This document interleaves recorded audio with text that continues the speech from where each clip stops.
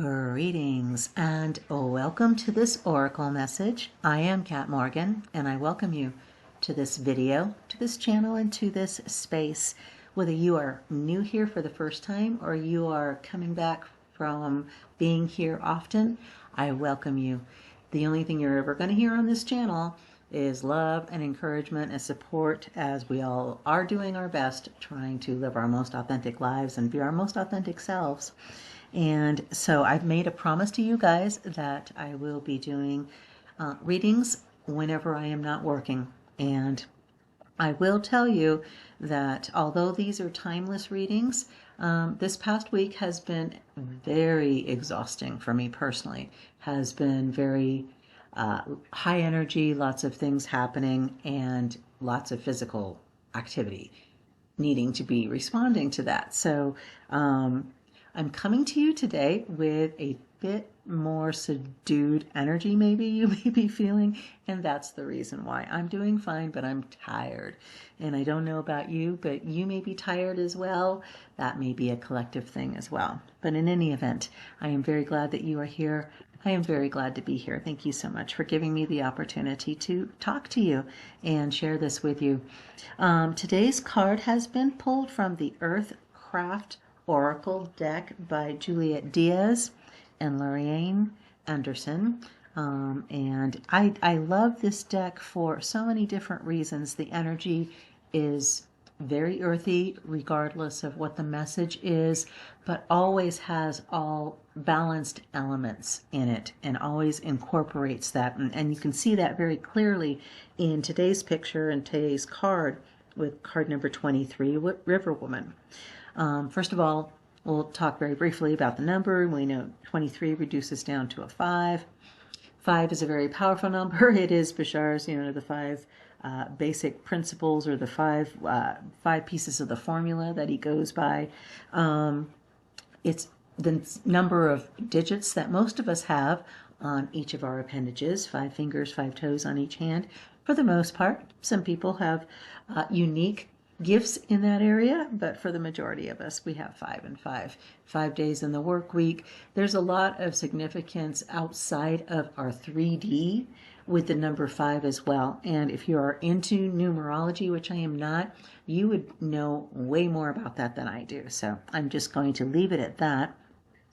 But what I see here is renewal. Seriously, renewal. I don't think I've done a reading on this card before on my channel, and I haven't looked in the book yet to see what it says. We'll get to that in just a second, but just looking at the image and getting the energy of the image coming through this deck, obviously, as I said, very strong, earthy. There's tons of spirals in most of these images and is very much in this image. But even though this is water energy, we've got a lot of third eye and crown chakra energy coming in with the violets and the violet spirals. As well as the pink, we've got the lotus flowers coming up from what's probably a very swampy area back there behind the river. And because lotuses love bringing beauty out of the muck and mire. And that's kind of one of our callings in life, if you will. If you're not sure what you're supposed to be doing, what's your supposed to be mission in life, what are you supposed to have for your chief aim, maybe it's just simply bringing beauty to places that are kind of mucky. So give that some consideration for what that's worth. But very much water energy, beautiful jewel tones with the pinks and the fuchsias and the indigos. We've got strong heart energy coming in with the green, the lotus leaves resting on the water here. I see at the corners of the card here, just beautiful kind of moon I feel behind her with that big spiral. So obviously lots of emotional energy, and we just came off of a full moon. We're coming towards the end of the year. Lots of endings coming in, but as we know, every ending is just another beginning. She's got spirals at her elbows. This renewal that I'm getting is from the the source. She is the source of this river. She's the spring of this river. It's literally being sourced from her vase, but at the same time, where is her source coming from? It may be the moon. I see a waterfall behind her, off to that left corner behind the lotuses there. It almost looks like a stained glass pillar kind of thing, but that's a waterfall coming in. So that's probably her source. She's getting that coming in from the waterfall, channeling it through her vase. So many different ways to be significant on that in and of itself. Just amazing energy of love, of safety, of encouragement, yes, but safety. That this is a safe time. The trees aren't worried about losing their leaves. They know that they have to get rid of them in order to make way for the new leaves coming in just a few months, and it's just coming in a few months. This is all a cycle. Life is a cycle. Life is a series of cycles. It's a cycle of cycles. And that goes right back to our renewing water source energy. And for us, for the creatures that live on this planet of all types, water is fundamental to our existence. So this is very strong foundational energy as well, of renewal, of constant, abundant bringing in more, of allowing more, of releasing more. And what would happen if she decided to turn that vase over and stop being the spring? What if she decided she'd had enough of that and she didn't want to do that anymore? Then what would happen with that? Then she would drown. And so maybe if you're feeling like you're drowning right now, it may not be because you're attempting too much. Maybe you're just holding on to too much. I've been having that messages coming through recently a lot about releasing, about letting go of things. They may even seem like things that are good, but if they are things that are no longer bringing you good, if you're not getting that renewal from them, then you need to maybe reconsider. That's all I'm going to say on that. Alrighty, let's take a look in the book and find out what it says for us for our card number 23 today, River Woman.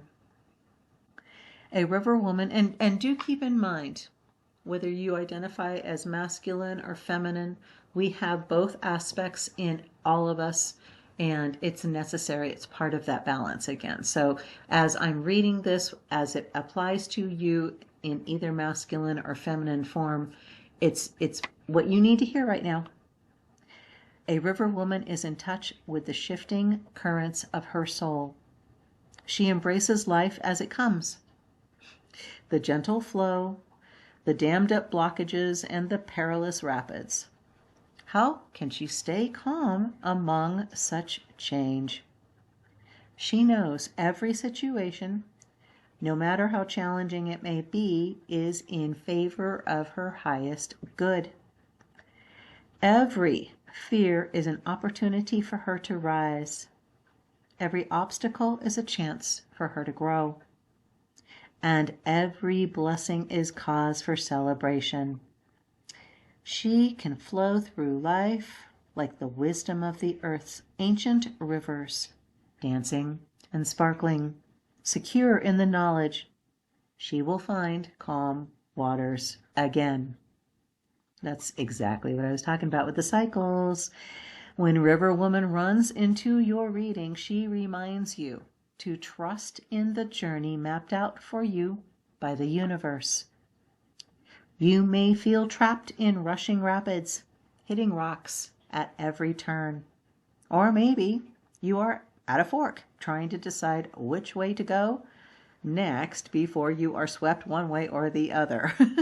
Trust that the universe knows your intentions. You are on course to reach your desires. You are exactly where you need to be. While your sight is limited to the stretch of water immediately before you, the universe sees the entire river, from the mouth to the tributaries and forks all the way to the sea. Now is the time to have faith and gather strength for the journey ahead. Fill in this time with journaling, gentle exercise, meditation, or creating for the sake of creation. And here is your flow affirmation for the day. When you pull this card, or when you need to remind yourself that you are guided and that everything is as it should be, recite this affirmation 11 times. I love that. Each time you say it, pour a little more trust and faith into your words until you are strong in your convictions. So 11 times. There's a reason for that number. Here's your affirmation, your flow affirmation. I am exactly where I need to be. I am guided at all times in my journey. I am heard by my spiritual team. I am exactly where I need to be. I am exactly where I need to be. You are exactly where you need to be. We are exactly where we need to be.